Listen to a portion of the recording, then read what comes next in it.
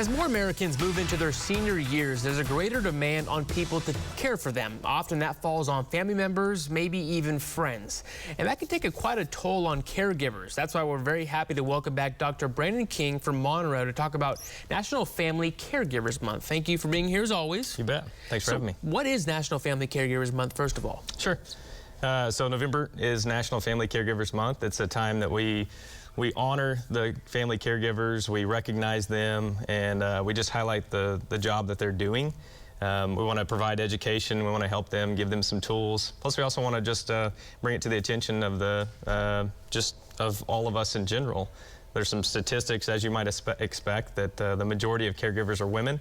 But one statistic that was pretty interesting to me was that there's over 1 million kids, and kids would be ages 8 to 18, that provide care for a family member on a daily basis. So it's really important, and a lot of people are doing it. What are some signs of caregiver burnout? I know that's a problem. Sure.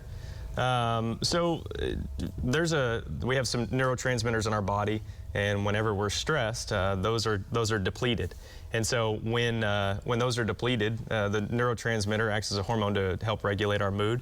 And so whenever those neurotransmitters are depleted, we'll see some symptoms such as more fatigue and decreased stamina throughout the day. What we'll also see is maybe a change in sleep. Some people sleep more, some people sleep less. We'll also see a change in appetite. Some people will have less of an appetite, or maybe they cope by eating, and so they'll see their weight kind of balloon. Anxiety, worrying a lot, trouble concentrating because their mind's racing all the time. Symptoms like depression, so fear of doom and gloom, worrying about what's coming up, hopelessness, easily emotional, easily irritable.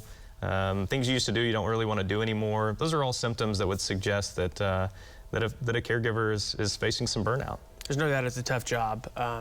We all know that. So if someone who's facing that, what can be done to help overcome that burnout? Yeah, I think it's important first off to understand that it's real and that it's common, and to not let the guilt of that burden them. So at first is accepting it and acknowledging that caregiver burnout is real. The next thing to do would be just to reach out for help. If your family member, the person you're caring for, is receiving the benefit of hospice, then you have lots of aid at your disposal. There's nurses' aides that will come out and they'll help with the activities of daily living around the house. Also social workers. So if there's some paperwork, there's some things that not really sure about, you're treading some uncharted water, then they can help navigate that.